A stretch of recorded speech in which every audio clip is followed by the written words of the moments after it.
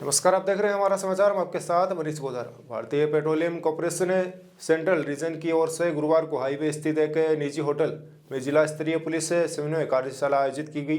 यह कार्यशाला कोटा से टोंक होते हुए जोबनेर तक जाने वाली पाइपलाइन की सुरक्षा एवं समन्वय पर केंद्रित रही। वहीं कार्यक्रम की अध्यक्षता जिला अधीक्षक राजेश कुमार मीणा ने की। वहीं बीपीसीएल के वरिष्ठ प्रबंधक शिवचरण मीणा ने बताया कि कोटा से जोबनेर तक जाने वाली उच्च दबाव भूमिगत पाइपलाइन कुल 211 किलोमीटर लंबी है, जिसमें से 78 किलोमीटर हिस्सा टोंक जिले से होकर गुजरता है। उन्होंने पाइपलाइन की सुरक्षा, चोरी रोकने और असामाजिक तत्वों द्वारा अतिक्रमण न होने के लिए किए गए प्रबंधों की विस्तृत जानकारी दी। साथ ही पुलिस प्रशासन से सुरक्षा व्यवस्था और मजबूत करने का आग्रह किया है। इस अवसर पर पुलिस अधीक्षक राजेश कुमार मीणा ने कहा है कि बीपीसीएल पाइपलाइन की सुरक्षा सुनिश्चित की जाएगी। उन्होंने कहा कि पुलिस आमजन के हितों के लिए लगातार कार्य कर रही है, साथ साथ ही सरकारी एवं सार्वजनिक संपत्तियों की सुरक्षा के लिए भी सदैव प्रतिबद्ध है। वहीं कार्यशाला में वरिष्ठाधिकारी टोंक राजेश विद्यार्थी, मेहंदवास थाना अधिकारी ओम प्रकाश चौधरी और कंपनी के सुपरवाइजर जितेंद्र कुमार संदेल सहित अन्य अधिकारी मौजूद रहे। मेरा नाम कैलाश कुशवाहा है। मैं रीजनल हेड भारत पेट्रोलियम का हूँ। कोटा में पोस्टेड हूँ और मेरे जुडिक्शन में ऑलमोस्ट पूरा राजस्थान है, कुछ पार्ट एमपी का है, कुछ पार्ट यूपी का भी है। और बेसिकली हमारा जो काम है वो रिफाइनरी से प्रोडक्ट प्रोसेस होने के बाद उसे 6 स्टेशन डिस्ट्रीब्यूट करना है। महाराष्ट्र, मध्य प्रदेश, राजस्थान, उत्तर प्रदेश, हरियाणा और दिल्ली। और यहाँ पे मैं टोंक डिस्ट्रिक्ट में अभी हम पुलिस के साथ ही मीटिंग किए हैं। और यहाँ पे जैसा मैंने बताया कि हमारा जो रिकॉर्ड रहा है पुलिस के साथ पिछले 2007 से बहुत अच्छा रहा है। 2007 से लेकर आज तक कभी यहाँ पे कोई चोरी, कोई इंसिडेंट कुछ नहीं हुआ है। रात में 2 बजे भी अगर कुछ इंसिडेंट होता है तो हमें इमीडिएटली पुलिस का पूरा सपोर्ट मिलता है। और सुबह 8 से 9 बजे के बीच जो भी कल्प्रिट होता है वो पुलिस स्टेशन के अंदर होता है। तो मैं यहाँ पे यही कहना चाहूँगा कि पुलिस का जो सपोर्ट है पिछले 2007 से लेकर आज तक बहुत एक्सीलेंट रहा है। कितनी लंबी लाइन है, कौन सी होकर गुजर रही है, कहाँ का ऐसे पॉइंट है, कौन कौन से थाने हैं, कितनी लंबी लाइन है, जिस पर क्वेश्चन जो है वो बढ़ते जाते हैं और आप उसको एक्चुअली पाइपलाइन जो है वो एक बार में नहीं आई है, डिफरेंट डिफरेंट टाइम पे कमीशन हुई है। 98 में मुंबई मनमाड, फिर 2003 में ये इंदौर तक आई, फिर 2007 में फिर ये दिल्ली तक बिछाई गई। और जो जयपुर में जो पाइपलाइन गई है वो 2015 में आई है। फिर बिना रिफाइनरी को जो इस पाइपलाइन से जोड़ा गया वो 2011 में आई है। तो अलग अलग टाइम पे आई हुई है।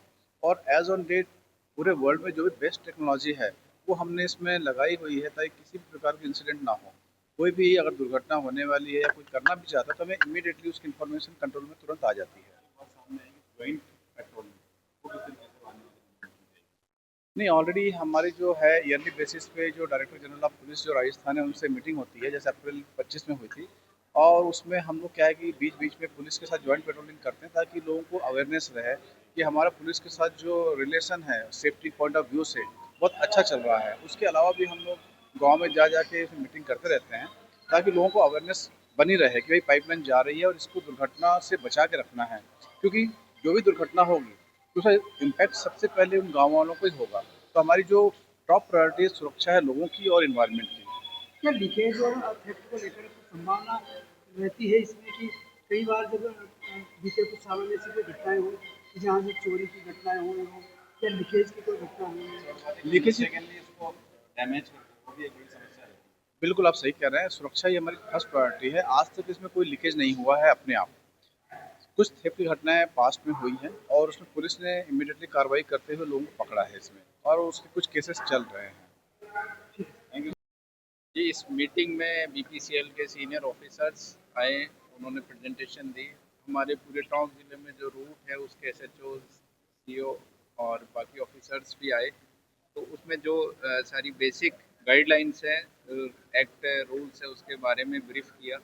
और उसके साथ ही जो लगातार स्ट्रेटेजिक इम्पोर्टेंस है और बाकी जॉइंट पेट्रोलिंग है, फुट पेट्रोलिंग है या कोई कंप्लेन है उस पर कार्रवाई करने की बात है, उन सभी पे विस्तृत रूप से चर्चा हुई। उसमें आपस में इस तरीके से करने से आगे कोऑर्डिनेशन बढ़ेगा और इस चीज़ की अगर कोई हमें पहले से प्रिवेंटिव मेजर्स लेने में सहायता रहेगी। देखिए सर, बड़ा बड़ा एरिया टोंक जिले से होकर इसका गुजर रहा है बीपीसीएल को लेकर। तो कई बार ऐसी शिकायतें भी रही कि यहाँ से रोड वगैरह की चोरी या फिर लीकेज की संभावनाएं रही।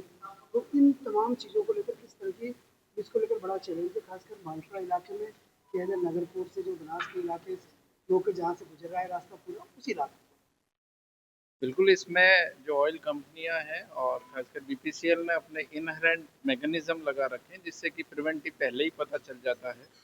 इसके अलावा जो ओवरफील्ड काम करना होता है उसमें भी इम्प्रूवमेंट रहता है और जॉइंट पेट्रोलिंग और जॉइंट कोऑर्डिनेशन से इन चीज़ों को बहुत आसानी से पहले प्रिवेंट किया जा सकता है। अगर कोई शिकायत आती है, कोई वैसा आता है तो पुलिस और प्रशासन मिलके इस पे इफेक्टिव कार्रवाई करता है। जितनी सेफ्टी है वहाँ के लोगों के लिए प्रिवेंशन।